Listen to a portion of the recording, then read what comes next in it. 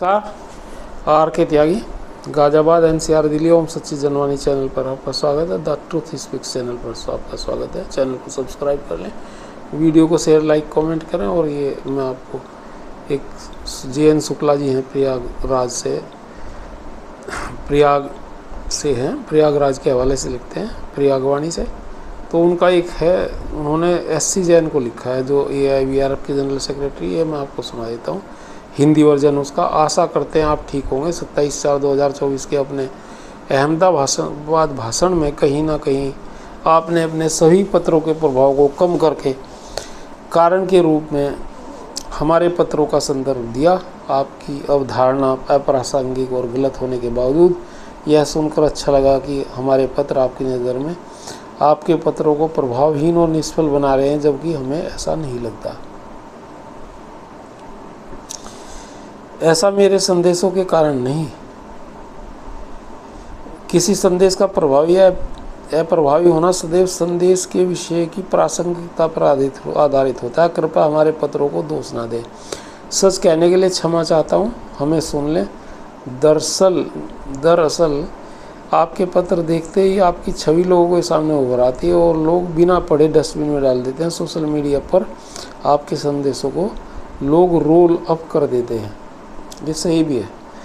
ऐसा मेरे संदेशों के कारण नहीं, बल्कि आपकी खराब छवि और असरहीन व्यक्तित्व के कारण हो रहा है, जिसे आप स्वीकार नहीं करेंगे। आप पर किसी शैतान की बुरी छाया है जिसने आपके अस्तित्व और व्यक्तित्व को निगल लिया है। हम आपके संगठन को संगठन नहीं बल्कि एक डिपार्टमेंटल स्टोर मानते हैं जहां सभी एक्सपायर्ड और बेकार वस्तुएं बेची जाती हैं। हम आपको या आपके संगठन को कभी गंभीरता से नहीं लेते। ईमानदार कोशिश कभी असफल नहीं होती। पेंशनर्स को लेकर फिलहाल 2 खेमे काम कर रहे हैं। एक जो केवल झूठ और लफाजी परोस रहा है, जिसमें आप का डिपार्टमेंटल स्टोर शामिल है, और दूसरे कुछ लोग ग्रुप संगठन है जो केवल ईमानदार कोशिश कर रहे हैं, जिसमें हम हों या बहुत सारे दूसरे लोग जो दिन रात काम कर रहे हैं। वे दोहरी भूमिका में, वे एक तरफ झूठे और मक्कार लोगों को काउंटर कर रहे हैं और उनका नकाब उतार रहे हैं, दूसरी तरफ पेंशनर्स के लिए क्या बेहतर है, उनको उनके हक कैसे मिले, इसके लिए सड़क से सत्ता की गलियारों तक उनके कदम ताल की आठ सुनाई और दिखाई पड़ती है। हम कोई भी कार्य किसी के प्रभाव में आकर या किसी के प्रति राग द्वेष के आवेग में नहीं करते। आपके पत्रों में कोई तत्व नहीं होता। जाहिर है जिन्हें आपने पत्र लिखे होंगे उन्होंने अपना दिमाग लगाया होगा और संभवतः उसे प्रभावहीन पाया होगा। अगर आप हमें बता दिया करें कि आप अमुक विषय पर अमुक पदाधिकारी को पत्र लिख रहे हैं तो विश्वास करें, हम उस पदाधिकारी को पत्र ही नहीं लिखेंगे। हो सकता है इससे आपके पत्र अपनी खोई अहमियत वापस पा लें। अगर कोई शब्द अप्रिय हो तो केवल संदर्भवश है, उसे असहजता से न लें और पूरे मनोयोग से अपने गोरख धंधे में लगे रहें। आपके सफलता की कामना करते हैं। सादर JN शुक्ला, नेशनल कन्वीनर। तो ये इन्होंने लिखा है, बड़ा कटाक्ष वाला ये इनका पत्र है इन्हें, लेकिन ठीक है, कटाक्ष के भी पत्र लिखे जाने चाहिए। और सही बात है, इनके पत्र ऐसे ही होते हैं तो इन्हें ऐसा जवाब मिलना भी चाहिए। ये साथियों, ये एक आप देख ही रहे हैं लगातार ग्रेजुएटी रिकैलकुलेशन के मुद्दे और स्पेशल अलाउंस के मुद्दे चल रहे हैं।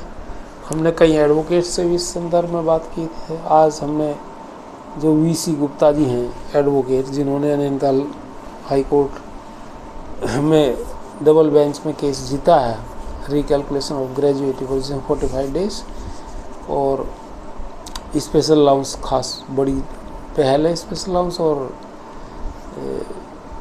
DA और इंटरेस्ट लिया है। तो उनसे भी बात की थी और हम उनको सोच रहे हैं अपने उसमें एंगेज करने की अपने केस में। और हमारा केस अब सुप्रीम कोर्ट में ही लगा जाएगा। हमने ग्रुप में फैसला कर लिया है हाई कोर्ट से सुप्रीम कोर्ट में, क्योंकि सुप्रीम कोर्ट में हम रेस्पोंडेंट पहले से ही हैं। तो यही चीज़ है। स्पेशल अलाउंस भी उसमें एड्रेस है नैनीताल हाई कोर्ट बेंच के जजमेंट में।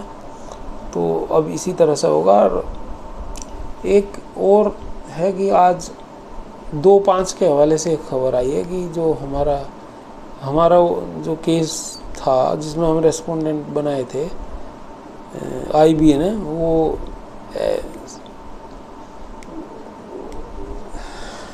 अप्रूव हो गया सुप्रीम कोर्ट में आज। उसका वो लंबा चौड़ा 2-3 पन्नों का है, वो उसमें टाइम लगेगा बहुत सुनाने में। और उसमें